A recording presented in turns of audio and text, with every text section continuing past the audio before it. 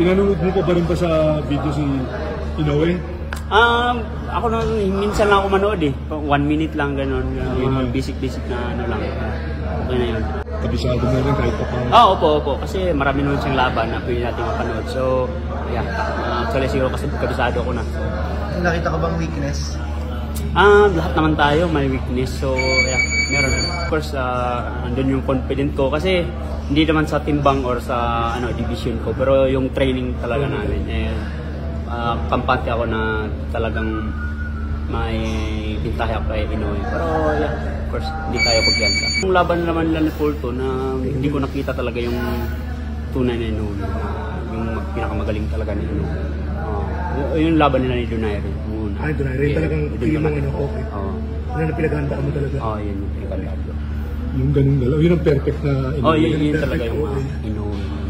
Yun talaga.